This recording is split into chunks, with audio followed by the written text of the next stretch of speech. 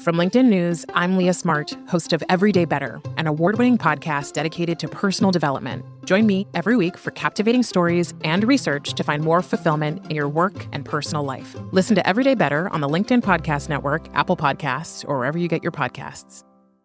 Break language barriers instantly by translating up to 44 languages in real time with the HP AI PC, powered by the Intel Core Ultra processor. With the right tools, work doesn't have to feel like work.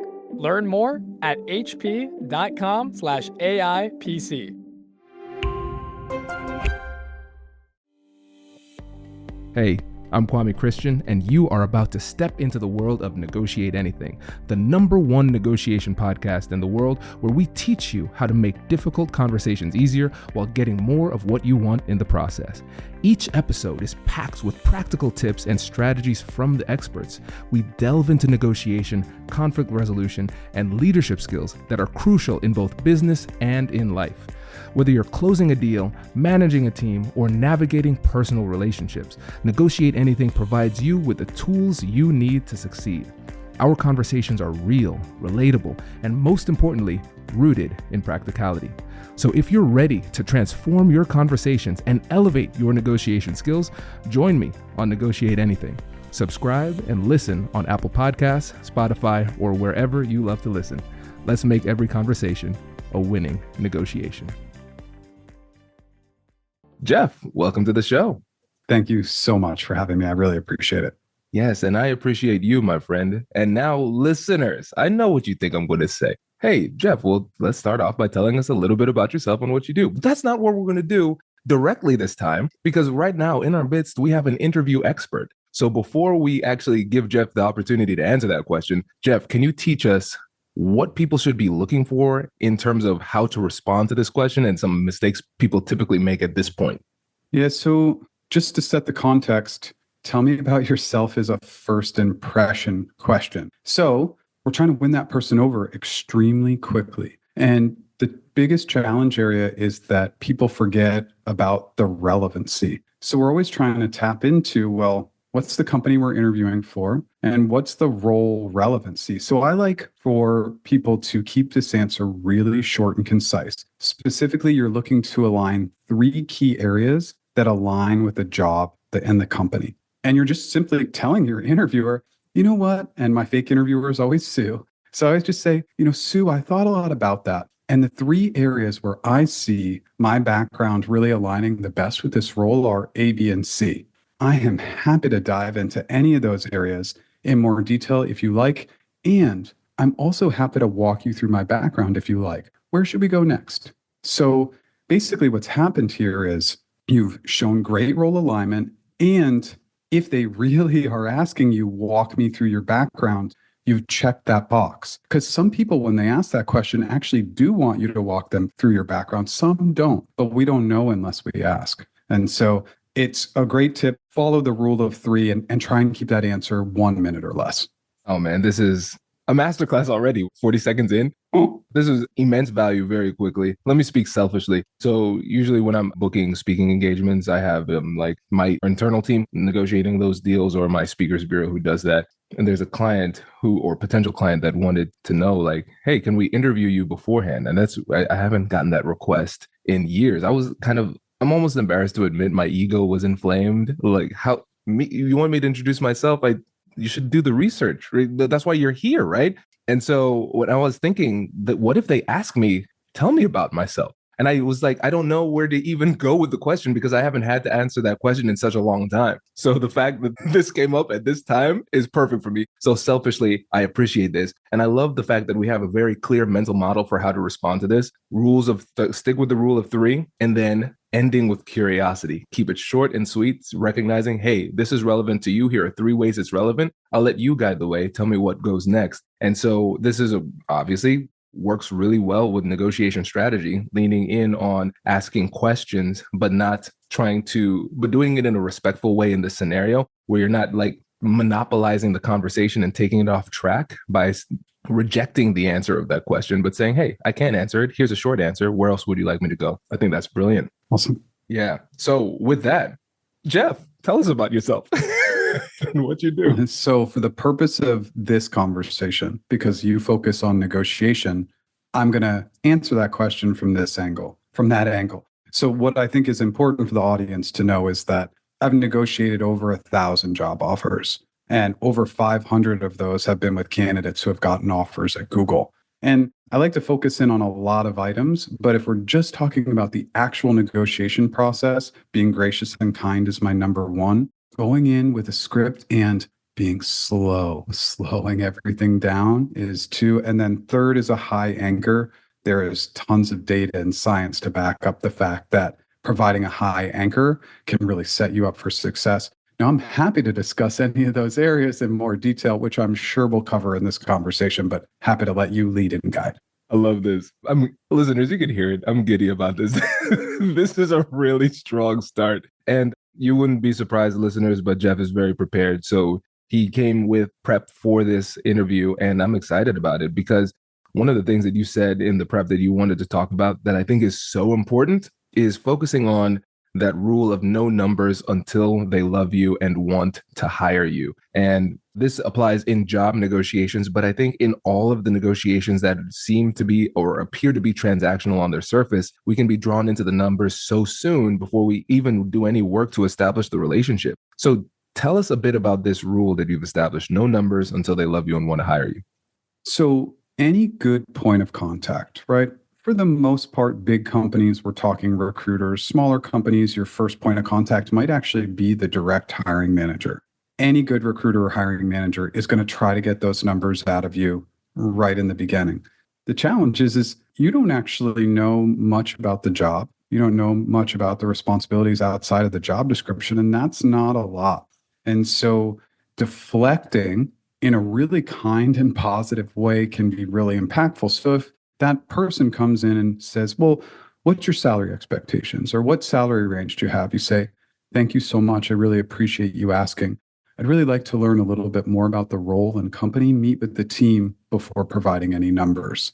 And then you stay kind of really on that script because, again, at the end of the process, if you haven't provided any numbers and all of a sudden they love you, are they going to stretch a little bit on the numbers? Probably. Now, maybe they're not stretching on salary band because they can't do that for internal equity reasons, but maybe they give you a bigger sign-on, maybe they give you more equity, maybe they're more flexible with your location or overall PTO or a bunch of different items. So the more you deflect, the more power it gives the candidate at the end of the process.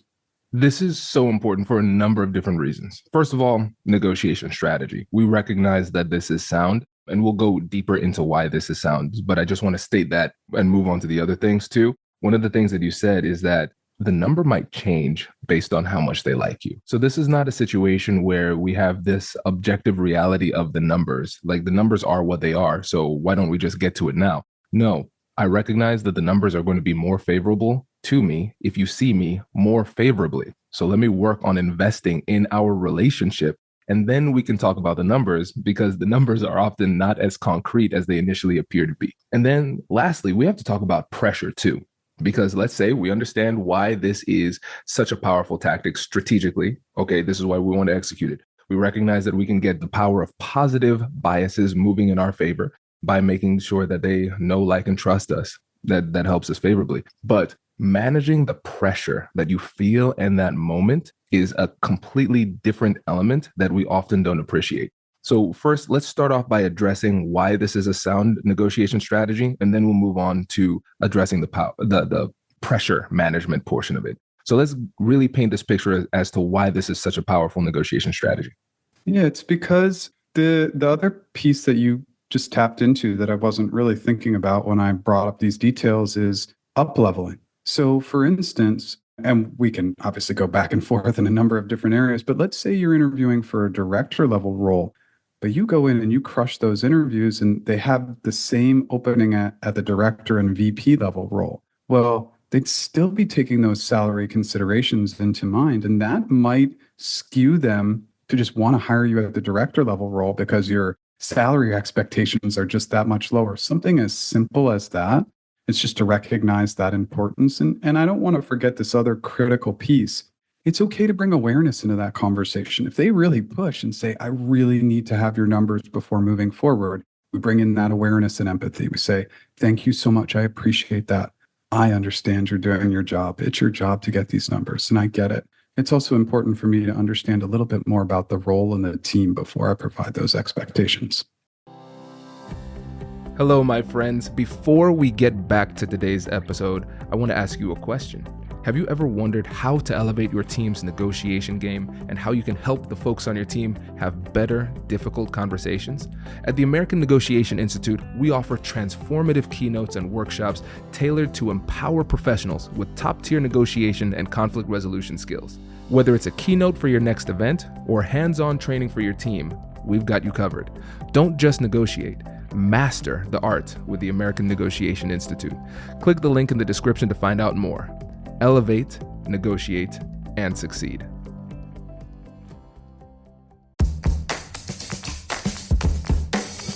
Hey you, I'm Andrew Seaman. Do you want a new job? Or do you want to move forward in your career? Well, you should listen to my weekly show called Get Hired with Andrew Seaman. We talk about it all, and it's waiting for you, yes you, wherever you get your podcasts. Introducing the HP AI PC, your powerful AI assistant. Easily search through personal files, gain valuable insights, and make smarter, more informed business decisions.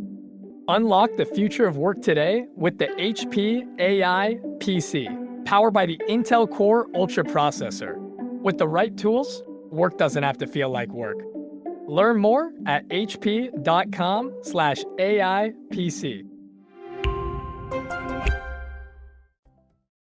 The thing that I love about this is that you used what I call the reasonable voice. You weren't defensive. Everything that you said was legitimate. And I think that the thing that's so important about that, even though it seems very simple, is the fact that our emotions will lead us astray when it comes to this analysis. Because in our mind, as we're feeling that pressure, we're saying, I don't want to set up this boundary. I don't want to hurt their feelings. I don't want them to think I'm difficult. But in the way that you articulated that, it did not seem difficult at all. And so I think that's important to recognize that our emotions will make us feel things that are not necessarily true. They're true in that it's an emotional experience that is real to us, but that doesn't necessarily mean that it should be what's guiding our negotiation strategy. 100%. Absolutely agree. Yeah. And you mind if I put you on the spot here with this? Because I think this might be a bit helpful with a role play too. So I could play the role of the hiring manager asking for those expectations, and you can show how you can give different levels of and layers of resistance in a reasonable type of way. Yeah, 100%. And listeners, just know, like this, it sounds like I'm making this up off the fly because I truly am. And I think this gives us a good opportunity for Jeff to showcase his skills and show how this does not need to be perfectly curated, but you can still make it make it work and be functional in the moment. So Jeff, thank you. We reviewed your application. Very impressive. And before we start the process, what we do is we ask for salary expectations. So let's just go ahead and start off with your salary expectations. Yeah, Kwame, thank you so much for that. And I come in with the understanding that this is absolutely a question you have to ask, but I'm really looking to learn a little bit more about the team and the role before providing those expectations. Okay, well, that makes sense. And I think that's completely reasonable. It just puts me in a tough spot because this is part of our policy. It just helps us to move forward and just kind of check that box. So I understand what you said. That makes a lot of sense. But if you could just give us a number, then we could move on. Yeah, so I just want to throw this back to you if it's okay. Since I'm in California and this is a California-based role, can you provide the salary range for me, please? That's so good. Okay, this is so good because it's a test of my imagination. Let's keep on going. So let's make up some numbers here. All right. So in this situation, what we're looking for as a realistic salary range would be something between $170,000 and about $190,000. Okay. And just to clarify, just so I'm clear, that is the base salary range. Is that correct? That is correct. Okay. Can you tell me a little bit more about the other parts of the compensation? Do you have a yearly annual bonus? Do you provide equity, sign-on bonuses? Can you tell me a little bit more about the overall compensation package? Well, we have a little bit more flexibility on the overall comp. Those are more based on our determinations of whether or not somebody is eligible for those type of things. So we have done salary bonuses, sign-on bonuses in the past. It's not something we typically do, but we have done that. Full benefits in terms of health insurance and things like that. Equity, we don't offer equity at this time for this level of position, but that is something that might be a potential down the road. Okay, can you tell me at what level you start giving equity to employees? Is that at the director level, VP level? Are you able to share that information with me? Jeff, unfortunately, I'm not able to share that information because I have run out of imagination for this hypothetical. But no, this is so good. This is so good. So let me give a couple of insights here before I pass it on to you, because there are some nuances that you will see that I probably miss in this overview. So here, first of all, infinitely respectful, very reasonable. And listeners, I really want to demonstrate that Jeff was setting a very hard barrier, but he softened it with his approach, with the rapport and decorum that he was bringing to the conversation. So the delivery was masterful. So I just want to recognize that tone and delivery is important in this process. The next thing is he utilized curiosity to gather information to move him forward in the negotiation, but also as a shield for my continued advances. And so what you'll recognize is I was starting off asking the questions, and then in a very respectful and subtle way, he started interviewing me and started asking me for the information I was trying to get from him. So just like on the surface, this surface level analysis, there's so much that listeners can get from this, but I want to give it to you too, to add on to that too. Yeah, and notice that it was all around graciousness and kindness. And then I always go back to my Chris Voss, like late night DJ voice, right? And I have my mic set up to dark mode, so it will make me sound a little bit deeper anyway. But the reality is slow and gracious and kind, right? Just really thoughtful.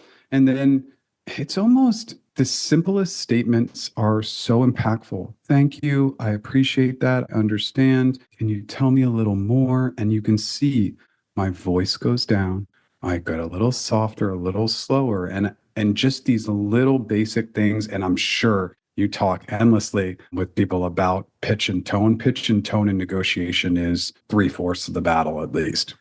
Yes, yes, yes. Because again, we can get so caught up in the strategies and the tactics, what to say, but we don't often talk about how to say it. And less is more in negotiation, because when you're feeling that power, that pressure, you feel compelled to say more and more and more and more. But when you slow down, it takes pressure off of you because you're not trying to say more. You can say less with more impact and create a connection while gathering information and setting boundaries. And it's, again, the simplest thing, but often it's the simple things that we overlook in the moment.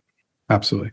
Yes. Now let's talk about the pressure. Now let's just acknowledge the fact that for many people, these are the most impactful, some of the most important, but also the most pressure-packed conversations that we can have.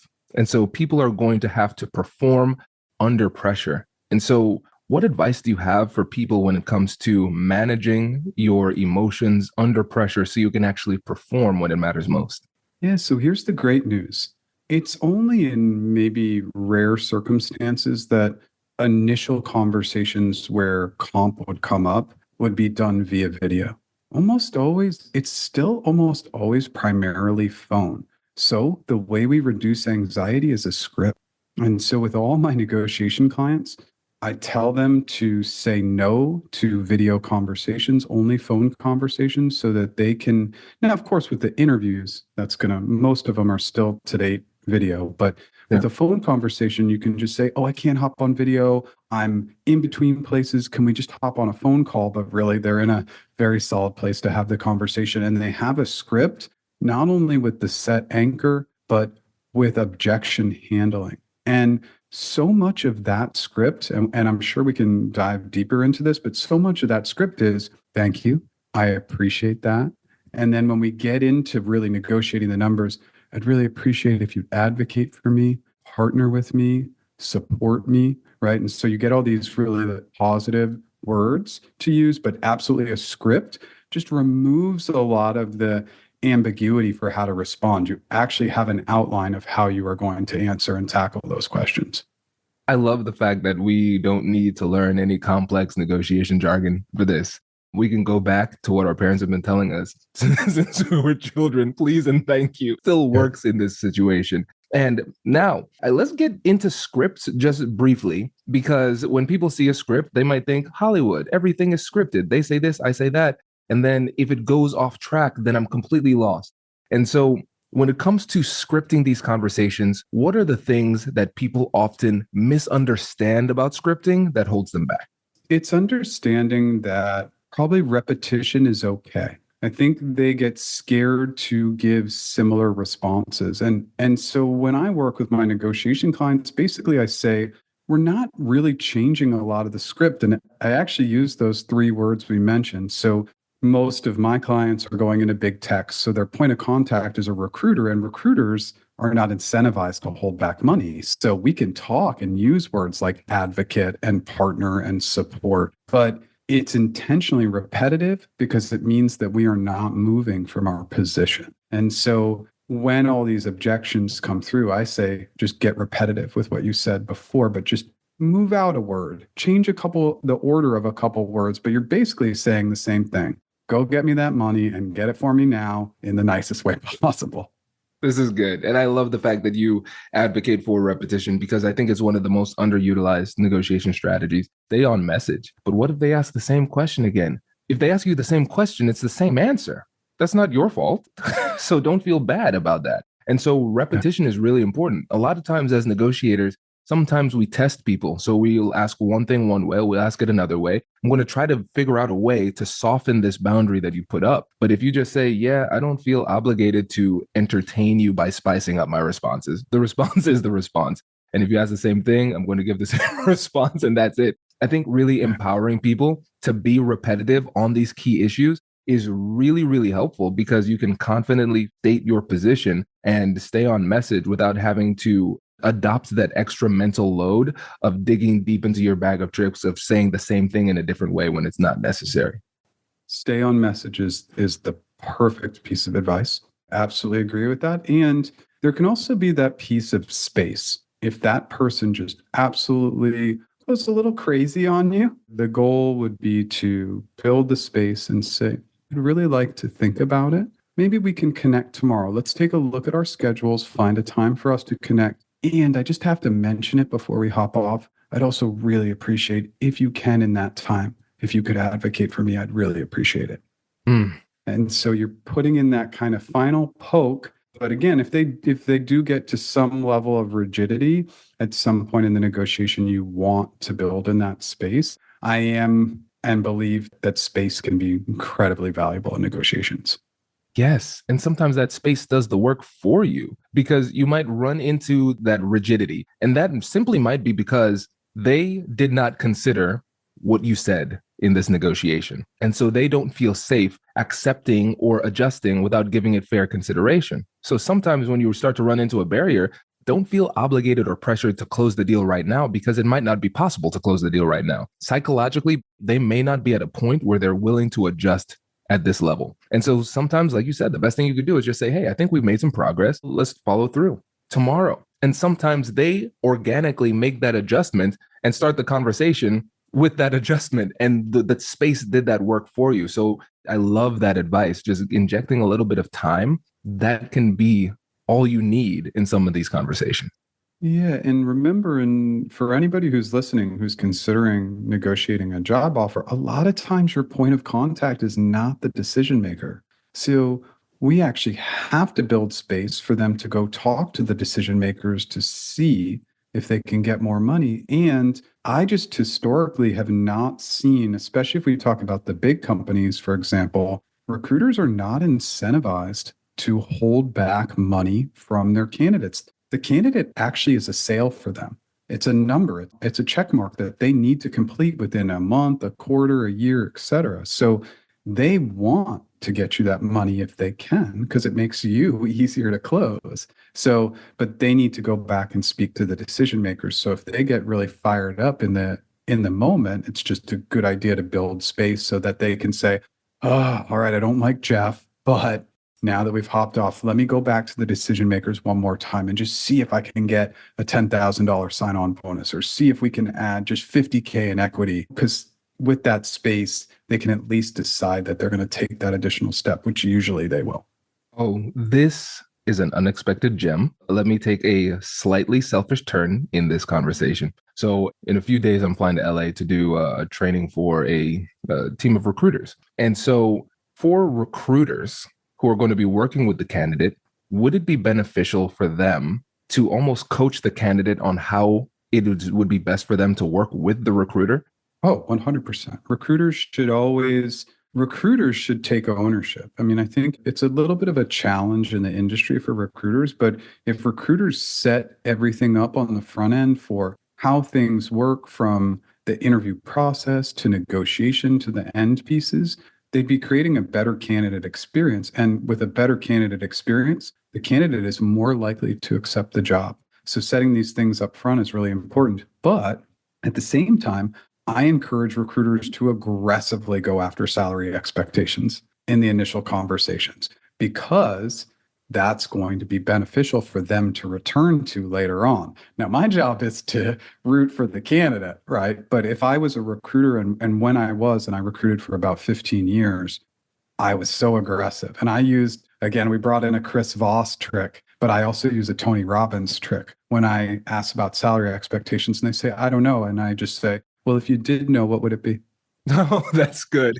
And that's a Tony one that I learned years ago that I still use to this day, or had used in the past. And I think that one works really effectively. But 99% of the time, I did get their comp expectations or salary range expectations because I pushed aggressively. But again, in a gracious and kind way, I built the safe space. I would tell recruiters to try and get those numbers if they can.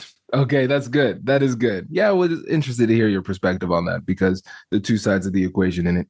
This is great. And I think we touched organically a lot on be gracious and kind, but I want to make sure that we give you time to highlight anchoring. Give us a brief overview of what anchoring is, this context, and then how can we use it? Yeah, and so I think that we could go ahead and use maybe an analogy would be helpful. So, and this is actually a real case study that I wasn't thinking about talking about today. So let me fumble through it a little bit. But basically, there was a case study, and it's good because it's relevant, is real estate. So they brought in maybe 10 or 20 realtors and they priced a house at $500K. And of those 10 or 20 realtors, everybody kind of agreed that that was the right price. They did the same experiment with 10 or 20 other realtors and they priced the house at $600K. And they all agreed that that was right around the price. And why? We get very attached to the first number that's introduced to us. And it's actually psychologically proven that we cannot remove that number from our mind. So if we want to get paid $80K, we think the job pays up to $100K, then we're going to go anchor at $120K, because the goal is to set this higher tone, this higher number that they're going to get attached to and really believe that that's the number we need to achieve. There's a lot of things that go into anchoring. I'll stop there and let you dive in with questions, but anchoring is all about setting a really high number with the expectation that you'll start a negotiation, that they'll bring you down, but the anchor will be a number we can return to later. And again, I'll kick it back to you and we can kind of have a discussion around this. Yeah, this is great. And my biggest criticism with the negotiation industry, or one of them, is that we don't talk about anchoring enough, because it's not a question of whether or not you should anchor. It's a reality that whoever makes the first offer is setting an anchor. It's only a question of whether or not they're doing it with intentionality, because every other deal or every other offer is going to be compared to that anchor. So it sets the reference point for the negotiation. And now people are like, oh, sweet. Okay, great. So I'm trying to get, let's use your example, at least 80,000. It goes up to 100,000. I'm going to ask for 120. Well, let me ask for 600K. Why not? If this, the more the merrier, right? So let's break down some of the mistakes people make with anchoring so they could use it with intentionality in a way that makes it more likely for them to be successful. There's two really, really critical items here. One is research. So if you're able to find online what a company's philosophy around negotiation is without having to ask, that's really beneficial. So I can tell you, for example, if you were going to go negotiate with Google, Amazon, Meta, Apple, you could anchor at $600,000 for a $120K job. They're not going to rescind the offer because you go with a crazy number. They're just going to provide more realistic expectations for you. But if you do that with maybe even a large company or an SMB, they might run for the hills. They might just say, I'm sorry, we're not aligned, we're rescinding the offer. And it can be hard to get that back. So within the research, if you're unable to find out what that company's negotiation philosophy is, you have to ask. You can say, hey, you're a smaller company, or I couldn't find any information online, and this is with your point of contact. What is your company's negotiation philosophy? Leave it really open-ended so that they can tell you, because there is some risk in anchoring with the wrong company. So it's a little bit about understanding that philosophy. And unfortunately, in our research, oftentimes we might have to ask that question. Yep. That's great. That's great. Because I want to make it clear that their anchoring gone wrong is a real thing.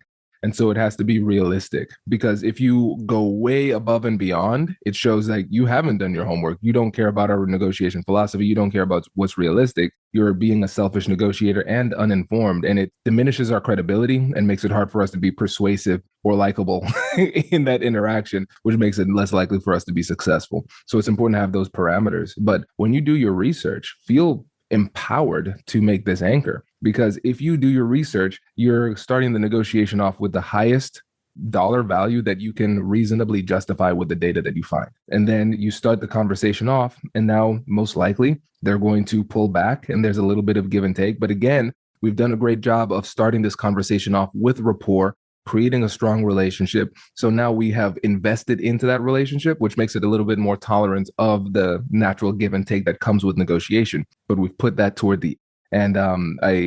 Yes, this is a very brief but very important overview on anchoring in the job context, because it's something that people often overlook. Yeah, and let's talk about one other item. Yeah.